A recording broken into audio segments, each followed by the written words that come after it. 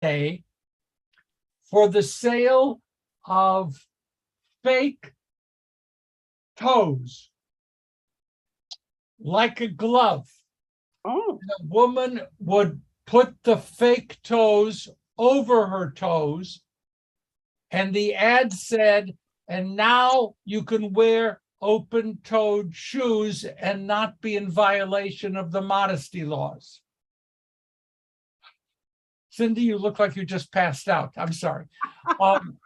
So they're trying to figure out whether the ad is real. It may not be, but it may be. In the meanwhile, it's all over Israel.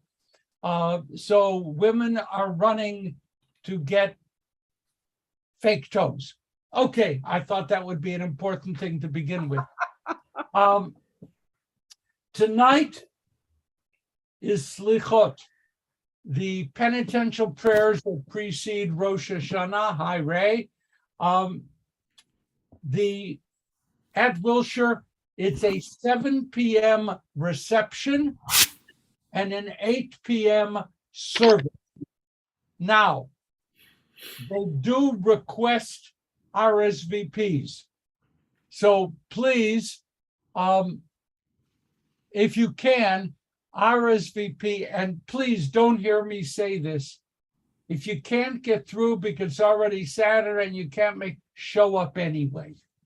Okay, just show up, because it's really a question of enough food, and there's no other reason. So in any event, Slichot is tonight. Steve, question? Yes, it relates actually to the fake toes, because it reminds me that Haredi women shave their heads, but then they wear very, very nice wigs. A concept I've never really understood, and I don't really see how that furthers modesty. Okay, we're going to leave that today, because I certainly am among those who might consider a wig because everything is going away. But we're gonna let that. Yes. Okay, we're gonna let that sit. Now, sorry to hear that, Rabbi. I was at the Masur, and she goes, "Is that your real hair at 70?" I said, "Yeah, I'm not wearing a wig." Sorry you're losing your hair, dear. Okay, now, this is very personal, and I guess important. On Saturday, October 15th, 2 p.m. at Leo Beck Temple. Saturday, October 15th, 2 p.m. at Leo Beck. At that time, I don't know why it keeps going into this. I want the other view. At that time, Dr. Tamara Ashkenazi and I are going to be celebrating our B'nai Mitzvah. And for me, it is the 13th year after I was 70. And it is traditional in some quarters to have a second bar mitzvah. For Dr. Ashkenazi, born, raised in Israel, there was no bat mitzvah. So this would be a first. Risa, Dr. Ashkenazi, and I would like to invite each and every one of you to join the live stream of the B'nai Mitzvah. Oh, thank you. Now, we intentionally set a small group in person, but there's going to be a very significant group live stream. We would love to have had all of you present, but it's not the direction we want to go. So if you would be able to join us, and we really hope that you will, Saturday, October 15th, 2 p.m. live stream, please send me an email and you will receive the live stream link. Dr. Ashkenazi is online. Yes. Tamara, would you like to add a word?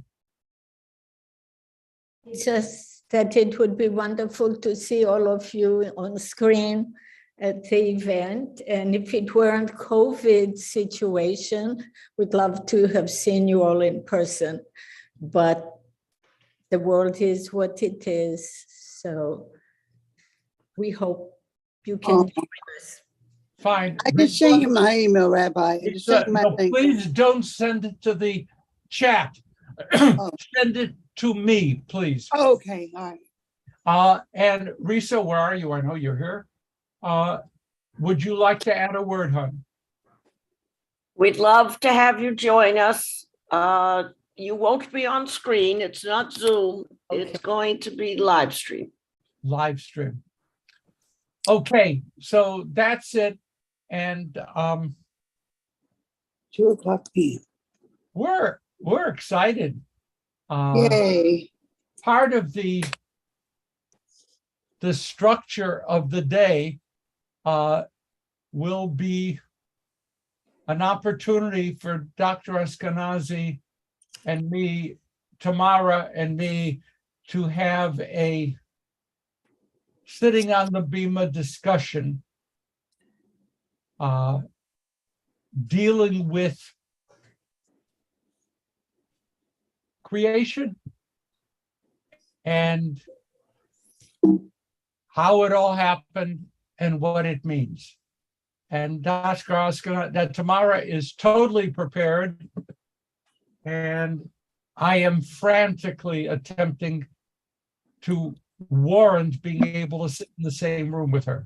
So there we go. So that's that, and it's going to be Saturday, October 15th, 2 p.m. Please do email me. Thanks, Ray. Please do email me, and we'll send you the link. Friday, September 23rd at noon, I am doing Torah study for Wilshire, and I'll be there. September 25th is Erev Rosh Hashanah. Saturday, October 1st is Shabbat Shuvah, the Shabbat between Rosh Hashanah and Yom Kippur. Yes, we have class, and we have class always, neither rain nor snow nor whatever. We are there. Kol Nidre, October 4th. Hard to believe that's where we are. Okay, calendar items. Anyone else with a calendar item? Effie, I see your hand up. Oh, I already forgot. Okay, but you'll be allowed another chance. My bad. Okay. Friday, September 23rd, noon is the luncheon teaching on Zoom. It's luncheon teaching, but we're all going to be sitting at home eating. Okay. Cindy. So Sisterhood had an armchair trip to Vienna. We had over 100 people signed up and it got really good reviews. October 16th, we'll be having our Sukkot luncheon with the Davids girls being our guest speakers. It should be wonderful, and hopefully the registration will go out this week. Just a side note, I know the Pfizer booster is readily available. The Moderna is a little bit more challenging. I found it at the Venice Family Clinic on Pico. It was really easy, free parking. I was in and out in 10 minutes. So if you're looking for a Moderna, it's a really good resource. If you have Medicare, it's free. And good news, bad news. Next week, I celebrate my 1-year cancerversary, which means a year out of chemo. But unfortunately, because of the chemo, it's caused some other problems. And after the holidays, I'll be having open heart surgery. Oh, Okay, so we're going to be most definitely embracing Cindy in our prayers during the high holy days. And you're allowed to do it before the holidays too, but during the high holy days. And God willing, it'll be good. Refuah Yeah, Shlema. it'll be October 21st, 5 a.m. Why do they do that? Well, actually, I prefer that because then by the time you don't miss a whole 4 o'clock in the afternoon surgery, you can't eat all day. Right? Now, this is I know, but I'll be nervous that my ride shows up. I get there on time. okay. I don't know. You're gonna be okay, sweetheart. Thank you. Okay, Risa, you had your hand up? Okay, I was just going to say while we're inviting, I knew that Cindy would do it anyway, but while we're inviting, I wanted to make sure you're all included and that men and women are welcome to the Sukkot luncheon with Shoshana and Aviva. And they're getting excited and we're getting excited. And they're coming in for the B'nai Mitzvah on the 15th. And then the 16th is the Sukkot luncheon. So the timing was wonderful. The timing was perfect. And there's room for everybody. It'll be outdoors. It's outdoors. It's going to be great. And What's the main course? Sandwiches. Sandwiches. It's it You comes get a in, sandwich, a green salad, a fruit salad, and a brownie and a drink. Yeah, I okay. wish we could stay for that. Okay, very, very good. Thank you. Any other checking in? Jim Ruxin, do you have anything? We have no film discussion until September 10th. We want to stay out of the way of the high holidays. I don't know what the film will be yet, but it will be interesting and fun, whatever it is. September 10th. no, not September October. 10th, October. Oh, sorry, October 10th. Wishful thinking. October 10th. Okay, super. We're That's all not a Saturday. October 10th is a Monday. Oh, wait, October 8th. Sorry. We had something on September 10th. October 8th, 7:30 at night. And I'll probably have an announcement out later this week. okay. We can get started now with text. And it's so good to see you. Merle, what's behind you? What does that say? Never stop what? Never stop dreaming. This is I it's the girls' room. This used to be Sharon's bedroom, and the girls have this room when they are here, and they don't like the closet doors in this room, so we hung that shower curtain that they picked out that says "Never stop dreaming." You Does that know, mean to go back to sleep? I don't know what they do. Once they're in here and the door gets closed, I don't pay attention. I know they sleep. closets are very dangerous places. You never know what's in a closet. Exactly. So they decided they needed that curtain instead of a closet door. So the doors are there, but they don't use it. They just like the curtain, and that's fine. It's their room. They don't like that I use this room as my study, but they're not here all the time, so they can live with it. Super. I hope, by the way, that I will be seeing you for Slichot, simply because it's one of my most favorite services of the year. Is it live streamed? I believe so. Okay. No, They didn't, I don't know. They It didn't doesn't say anywhere. That's why I'm It doesn't asking. say. Okay. Hopefully it will be. We're going to Deuteronomy chapter 27, verse 1. Chapter 27, verse 1. Yes. And the Plout 1352, and in the WRJ 1196. Folks, it's hard to believe, but the last chapters of Deuteronomy, maybe most of Deuteronomy, supposedly takes place, thanks Ray, Old Plout 1515, takes place during the last hours of Moses's life. Okay, so this is being delivered by a man who believes, who knows that his life is coming to an end. He is never getting to the promised land. He is never going to see the culmination of that which started with the encounter with Pharaoh in Egypt. He will never complete his life's work. As I said Thursday evening, I don't know about you, but I can identify with that. Do you ever complete your life's work? Are you ever at a point saying, well, everything I set out to do, I have achieved, everything is over, all the books are published, the children are raised, the grandchildren are married, the great-grandchildren are in college, whatever. It's all over, now I can relax into the next world? No. Never over. Too funny, it's 1352 in Plout, the new Plout. And it's Deuteronomy 27:1. Okay, now, so let's get started to see. Yeah, we could go into a kind of a conversation as to what you would be saying in the last hour if you knew you had an hour, you knew your life was not really finished in all of its ways. What would be the message you deliver? But we're not going to do that today, but it would be an interesting conversation.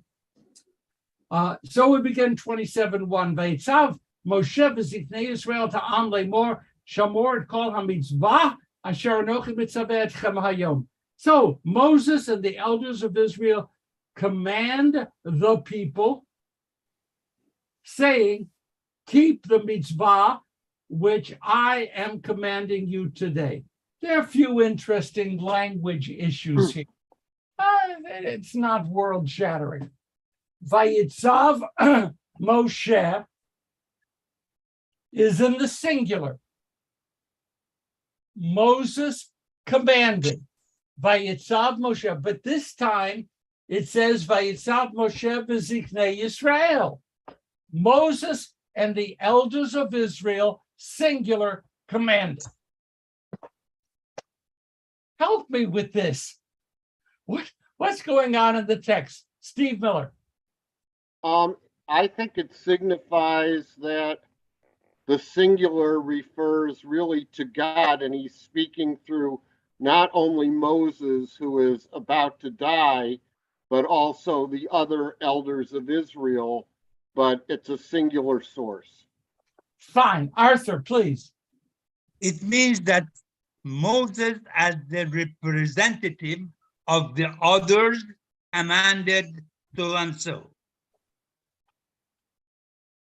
Yeah, that's excellent. So one is, the elders are the elders. They're standing there with Moses, but it's Moses who's really delivering, or they're really all speaking the message that came from a singular source, God. Ray. Thank you. I'm having the reaction that this could also be a somewhat political, diplomatic, strategic framing as well, because to whatever extent Moses discredited himself with the striking of the rock incident, he probably at this point has, at a minimum, a complicated relationship with the children of Israel. And the idea of being able to put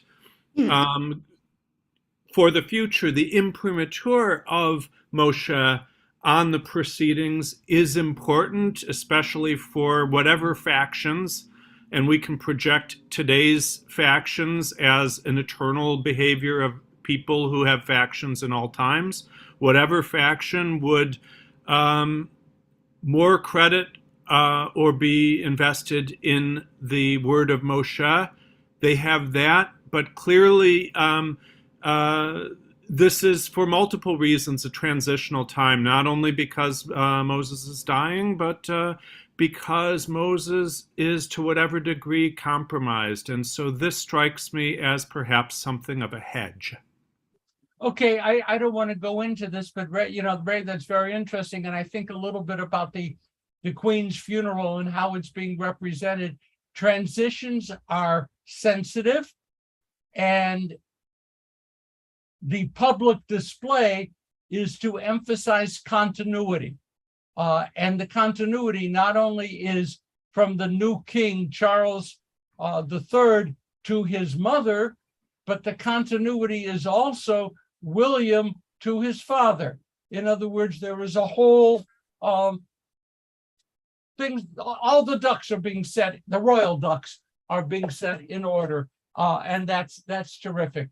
Okay, Marina, and then Merle, then Steve.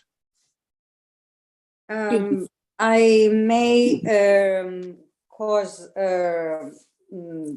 displeasure with what I'm going to say, but if we analyze the text and look at the next sentence, Moses and the elders of Israel charged the people, saying, observe all the instruction that I enjoin upon you this day.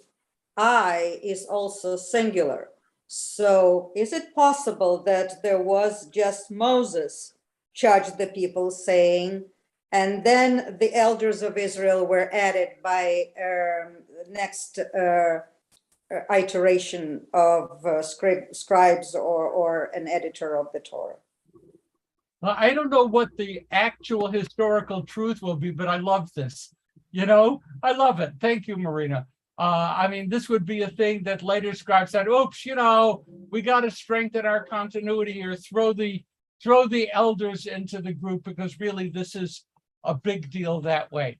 And the language is strange. Singulars and plurals mix. Moses, singular, but they commanded the people, saying, all the commandment which I am commanding you this day is the I. God is the I. Moses is the I. All of the above. And we don't know. And we don't know. And there are good reasons. Okay. Thank you. And the Merle? No. So I'm thinking that with the exception of showing anger occasionally, did Moses ever do anything without being told by God what to do or what to say? And that's where I'm feeling like he's representing God with the I. Okay, I think, and I'm open to criticism on this, I'm going to take a wild stab and say, to my knowledge, nothing of significance occurs that doesn't reflect God's intention. And that's where I'm thinking that even at this end, God is telling him what to say, because God already made the decision. You're not crossing the border. Super, super, super. Steve, then Kevin. No, my hand is came down after I spoke. Okay, Kevin. Okay, I thought that none of the original generation was supposed to make it to Israel after the 40-year journey. So to say that there's elders, almost Moses is the last one, or I don't know if it's supposed to be generational, but I just wanted to point out that the elders are supposed to be gone at that point. Yeah. Okay, first of all, good morning. Good to see you. My comment on that would be, elders are not necessarily elderly. Does that make sense? That they're it's like a council of advisors, and it's permitted to be young, like 75. To me, 75 would be a very young advisor. I guess compared to Moses, 75 would have been young. Exactly, 120. Come on, these are like children. But Kevin, it's not, to me, not required that the elders be elderly, but that they occupy a role. Okay, like a cabinet. There were two people who won their primaries this time, who are what? Gen Z? Is that what it is? Gen Z? and 25 years old. They have to be 25 and they are just 25. And in a sense, they're going to be members of the House of Representatives. They're elders, even though they shouldn't be allowed to drive after 10 o'clock at night. Okay, Arthur? I think the purpose or the aim of God was no matter what age they were, those who were born in Egypt would not go to new land. That was the reason that this scenario was set this way. Therefore, only Joshua and maybe Caleb got to the new land. That is the scenario that I see it is being played here. Okay, I'm going to throw in something a little bit strange. We know that Joshua and Caleb are going to be the only two who are of the slave generation who go into the promised land, right? But the rabbis really talk about this and say, that excludes the kids that like maybe up to age 20, whatever, that they were kids born in Egypt that in fact were allowed to enter the promised land. That wasn't just Caleb and Joshua. So it's a little bit of a fudge factor. I don't know, how important that is. But the elders, but there's more problem with this sentence. I spent a lot of time last night working on one sentence. Asher, et kol hamitzvah asher, right? Et kol hamitzvah. So whoever is doing the talking, God, Moses on behalf of, Moses with the elders, Moses, the elders, and God, whoever is talking, tell the people, keep the mitzvah, singular. Wait a second. We've got 613 of those puppies in the Torah. We got 613. Moses is all done. There'll be no new mitzvot coming out. 613.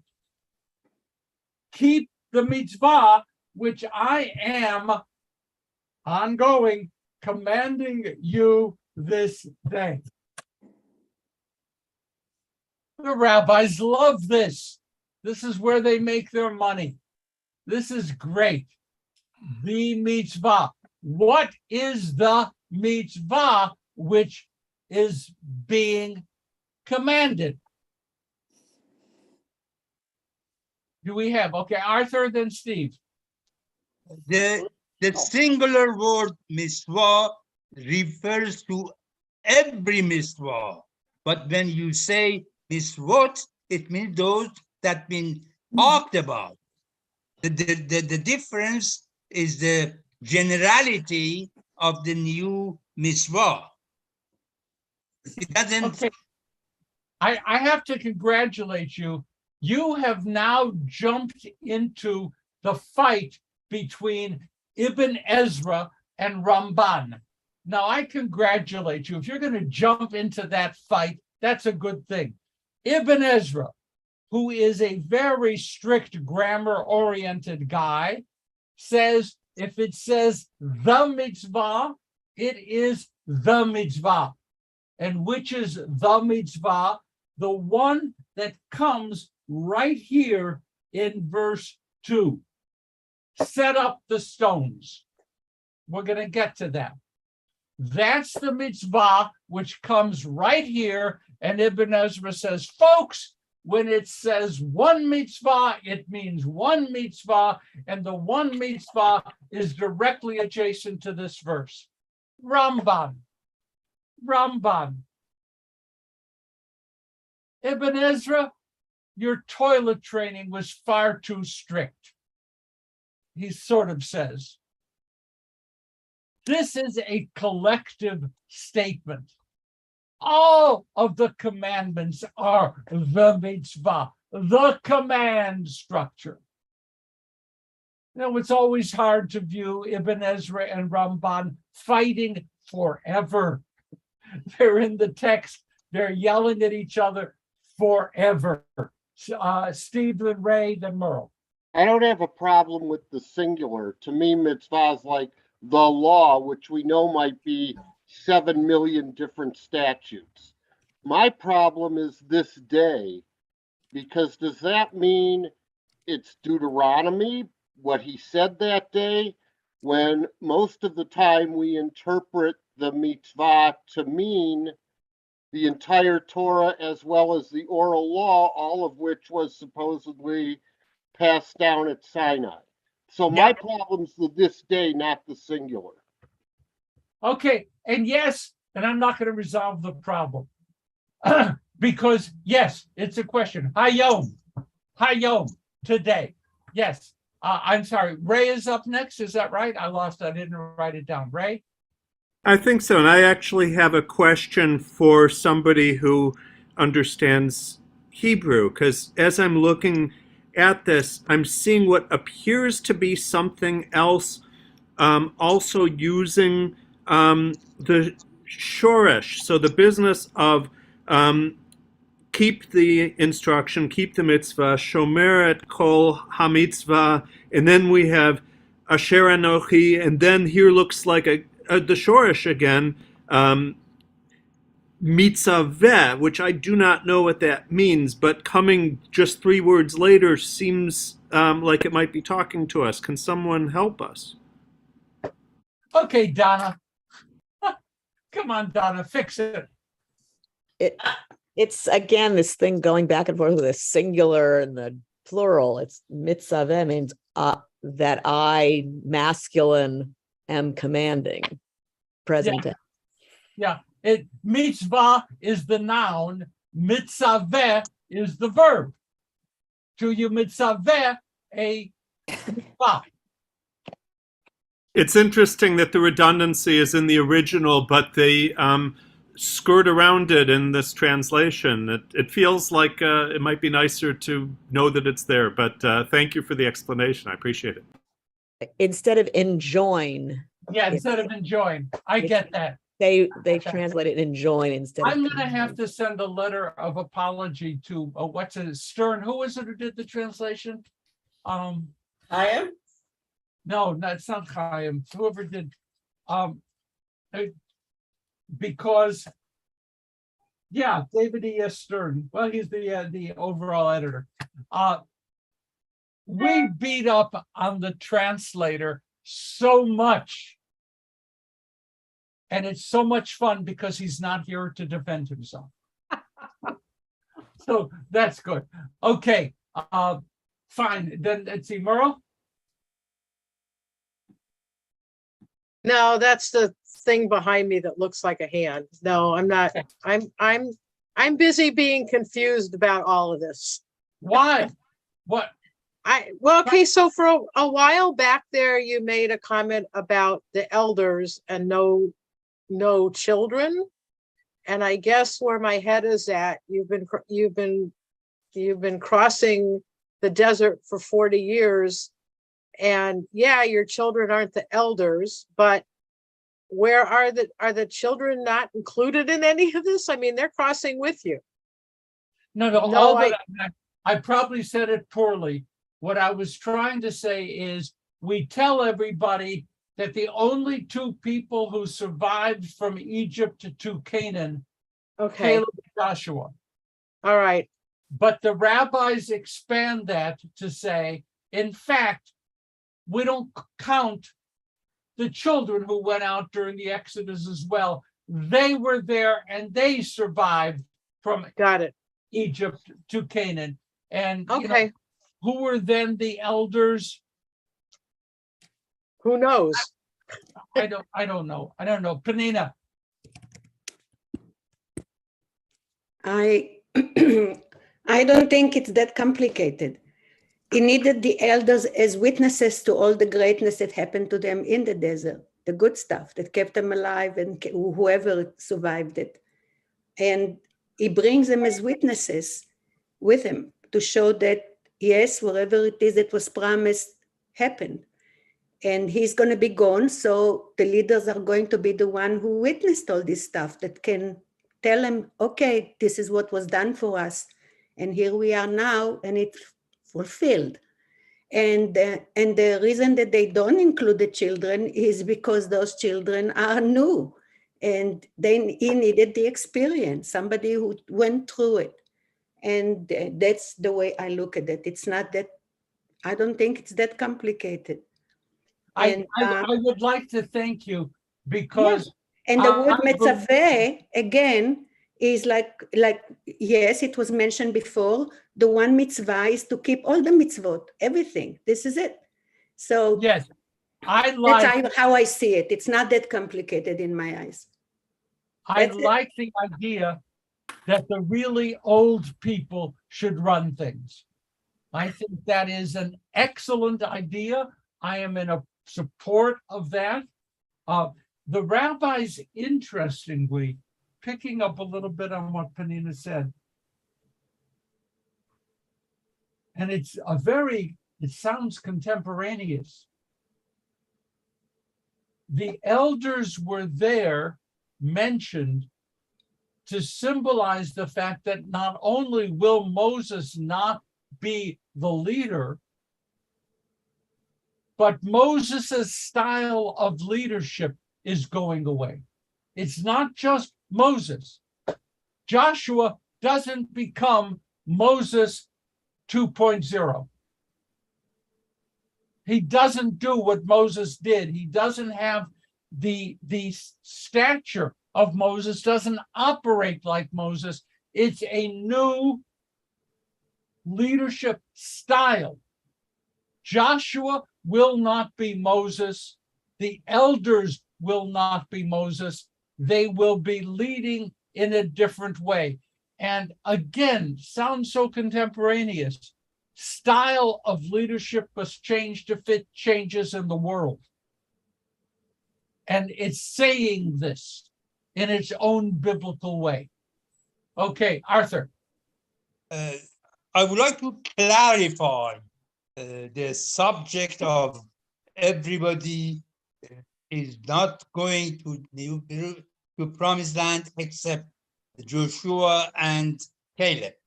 Let's assume that we are in a wilderness, are dying of thirst. We see a well and put a bucket in it. When we bring it up, it is the head of a died dog. What do you do with the water? You are dying of thirst. The remedy is that you get some bucket of water out and or drink the rest. Why? Because the elements of impurification of the water is the airborne germs. When you pick up 20 buckets of water, the rest are almost clean. So the selection of the people that were not born in Egypt is the best course of action. I don't know whether it is clear or not. It is clear, and it's also. I'm going to make this is a grand statement. You can write this down. Leaders are shaped not only by who they are, but by the problems they confront. I like that. Wow, thank you, Rabbi. I made me think about that. And Moses had a set of problems. His leadership was shaped by it as well as by his skills and what happened. The elders will be confronting, and Joshua, a whole new set of problems. They got to go in and conquer and settle the land and organize a state, et cetera, et cetera. Altogether different than wandering around finding water in the wilderness. I like that. Leaders are shaped by the problems they are forced to confront. And you look over history, certain people might have been very different kinds of leaders if they had to confront different kinds of problems.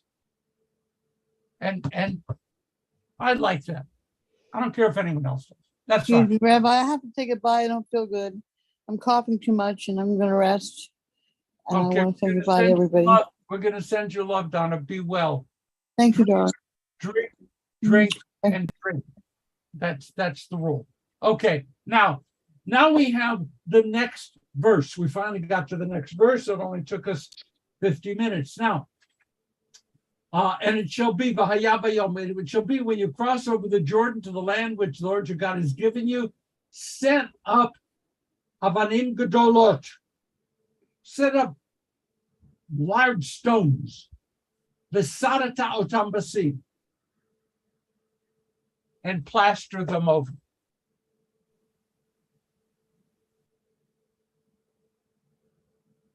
What's the purpose, friends, of setting up a memorial? What is the purpose? What do you want to do? I mean, we can go back and get involved in at the early part of the 20th century. All the memorials were established to Civil War heroes all over the South, a whole array of memorials. They had a purpose. Then you have grand memorials, George Washington, that cute little building on the Washington Mall, the Lincoln Memorial. You set up memorials. These cost millions and millions and millions of contemporary dollars. What's the point? Why do we do this? And I'm not saying shouldn't be. Why do we do it? Sukasa. I think it's to help people remember people that are quite often no longer living. So, I mean, why do we have Holocaust memorial museums? So that people never forget what happened. And having a physical manifestation helps people remember. Okay, we're good. Why do we build memorials? Okay, Penina. What we learn from history is that today's law, whenever judges has to make a decision, or the lawyers, they build on something that happened before. They say there was a case, this and this and this, and this is how it was decided upon. So they rely on it for their own decisions. So, and sometimes laws being changed because that particular law did not work well. So I think it works both ways. It's about reminding you of something that happened, and sometimes these things are not so good and you take it down because what it reminds you of, it's something that's not good. So like the slavery, for example, all these people that had the statues were taken down that were involved in the Civil War. So I think this is, it works both ways. I am so much not going to open up the question of the Supreme Court and precedent. I am not going to. But this is what it's got, but it's happening. This is it. It's experience of what happened. And sometimes, like I said, sometimes it's good and sometimes it's not so good. This is it. Okay, Steve and Sukasa. No, I don't think. Just Steve. Forget Sue. I don't think it's why things are torn down. That's an entirely different issue. But apart from the memorial, especially when you look at some of these early 20th century statues, they're political statements. Yes, they are. They are actually trying to elevate a value and say, this is a value, and we want to remind you that this is how we want society to engage. And that's why I think the fact that the statues we're talking about, the ones erected in the 20th century, are very different than if you created a statue of Robert E. Lee the year after he died as a memorial to the person. That might have less of a political message than an array of statues 50 years later trying to communicate a message to the people. Thank you for that, Steve. Excellent. So we're talking about even the why the statue was erected and when the statue or the memorial was erected. there's a message. Mhm. And, when did Holocaust memorials start being built? Okay, a message. And also, when you look at a nation, its story is told by the memorial it erects. And that's kind of fascinating. It is that. We could go deep, but we're running short on time. The rabbi in me wants to say, and then we're going to go quickly to Rebecca and Teresa. The rabbi in me wants to say, the first commandment to be acted upon when the Israelites are crossing into the new land, into Canaan, is build a memorial and write all the words of the Torah on that memorial. To me, that's huge. Mhm. Whatever else is going to happen is going to be dependent upon those words, that message, the reality of Torah. Mhm. That's where it starts. Okay. And again, here's the sermon for Rosh Hashanah, which I'm not delivering. The sermon is, you want to start saving the Jewish people, you want to start building a Jewish future, guess what? It starts with Torah.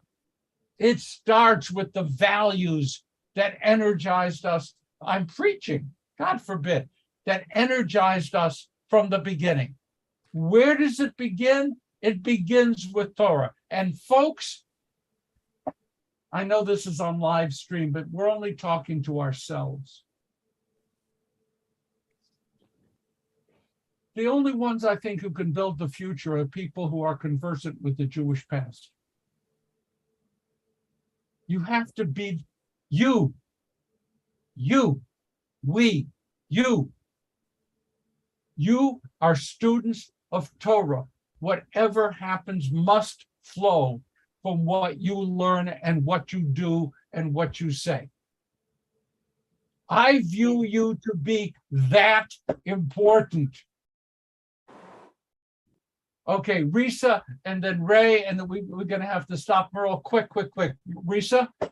A couple of things. I don't see why we have to jump to the fact that the first plastered wall or whatever they're building there has the whole Torah and not just what we talked about in Deuteronomy, this teaching with the summary. And I don't know why you jump to memorial when it's got an active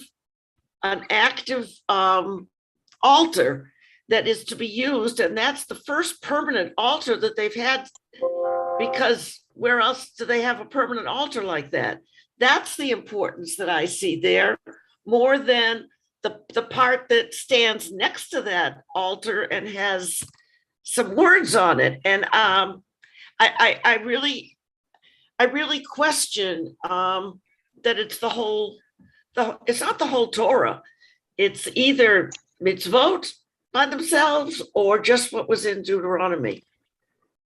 So that's just the way I read it. That was very good. That was excellent. Thank you for that. And I will better say that. I will never call on you again. I don't like to be in your class because you make me crazy after I say something. It's okay. You can call on me. You're right. Hear me say that. Okay. You're right. Is it the whole Torah? Is it the listing of the 613 mitzvot? Is it the mitzvot just contained in the book of Deuteronomy? We don't know the answer to that. We do. Oh, okay, tomorrow we do. I heard you. It's like one of those high spikes in front of a presidential contender. And he said, "Did you hear what that idiot said?" and it goes off. So tomorrow, I didn't know I was on. Yeah, we do in the book of Deuteronomy, when they talk about the Torah, they only mean the Torah that Moses is now delivering. It does not mean the so-called 5 books of Moses. The Torah in Deuteronomy is Deuteronomy. That which Moses has shown to the people in chapter 4 and has been proclaiming up to this conclusion. do you understand why I'm nervous about October 15th and the conversation we're going to have? Yes, yes, that is great and wonderful. Risa, Tamara, yes, Torah, maybe just the Torah of Deuteronomy. Okay, and yes, Risa, the altar expresses the practical need of serving God. I am still going to kind of crawl my way back to my statement saying, however we read it, the first act is to memorialize the core teachings of our tradition. View them as Deuteronomy, view them larger, the act of building an altar for worshiping God. But my point being, you've got to know what you're doing if you're going to build a future. And that means remembering the teachings, and that means connecting with God. Risa, is that okay? Okay. Although I still question the word memorial. Okay. All right. Okay. Tufan is leaving. Ray, a quickie, and then we have to leave. We have to do Kaddish. Thank you. And I'll happily, but what both Risa and Tamara had to say substantially overlaps my contemplation, but I'm still contemplating it, which is when we try to think in practical terms what is supposed to happen, when you say something like, coat them with plaster and inscribe upon them all the words of this teaching, whether that be the 613, whether that be the entire Chumash, as some traditions have it, whether that be, as the head-shaking Tamara has it, that it's the teaching within Deuteronomy itself. Whatever that is, let's only for a moment imagine when they actually decide, okay, time to do that plaster thing. What's really going to happen when you get all those Jews arguing what's supposed to go on the plaster? And it has to make me wonder whether God or Moses, whoever the I that enjoins them to do this is, if really what they're interested in is having that process happen, because that's not going to be an easy negotiation. It's going to make being on the temple board of trustees look like a cakewalk. So I'm curious whether the actual process and the work and the Sturm und Drang that goes into it is not, in fact, the purpose of that enjoyment. I love it. That's great. I love it. Okay. As Lawrence O'Donnell says on MSNBC, you have the last word. Okay, Merle. I mean, are we okay? Can we move on? Yeah. No, go ahead. Okay, we're good. That's. If I were in the street, I'd say, "Well, that's damn good."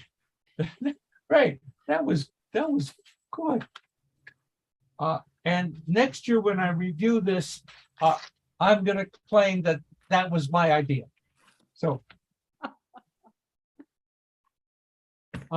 Please remember October 15th, and please remember to send your email addresses to me, not to post it in the chat, but send it to me, please. Those who have passed away during the past month: Betty Cohn, Parviz, Daniel Poor, Wendy Harrison, Mark Klein, Jared Morris, Wen Wei Fan.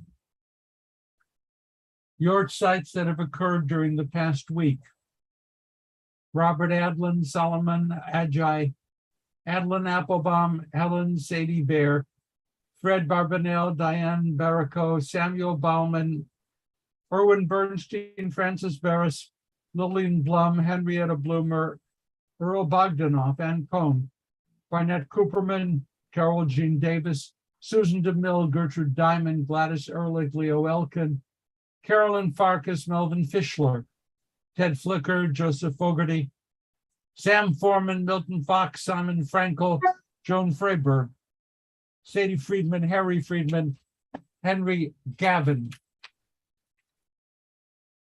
Beatrice Gary, Joni Marlene Gordon, Stella Gorin, Cole Gross Flam, Jenny Gross, Robert Heyman, Marsha Lois Herbie, Martin Hurd, Sandra Moss Hyman, Morris Israel, Sylvia Kaplan, Harold Kaufman, Victor Kessler, Shirley Klein, Irving Korn, Leo Kramer, Evelyn Kramer, Brian Kulick, Robert Lesser, Harriet Levy, Alfred Levin, Joan Levy, Sybil Adler Lewinstein, Lorraine Lowy, Lawrence Frank Mandelberg, Lillian Marion, Edward Matlin, Muhammad, Sadie Mizrachi, Dawn Murr, David Nitka, Pearl Orloff, Nancy Tompkins Oberland, Bernard Palanker, Irma Phillips, Margaret Eileen Phillips, Harold Pike, Kevin Platt, Cassie Plattis, Irene Polikoff, Kenneth Rawson,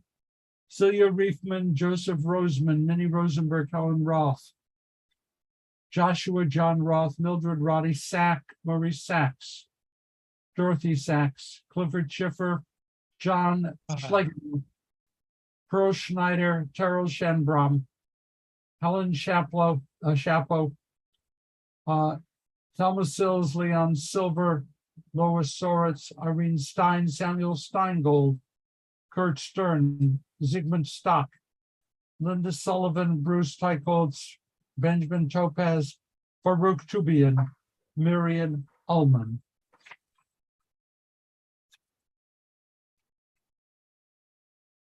Harold Victor, Anatoly Vulikman, Lorraine Weintraub, Libby Werbner, Robert Wynn.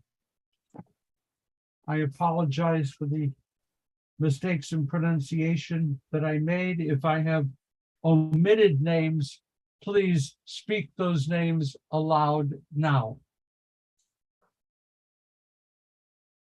We bear in mind now also the names of all those who died in defense of the United States, those who died in defense of the state of Israel, those who were killed through acts of violence,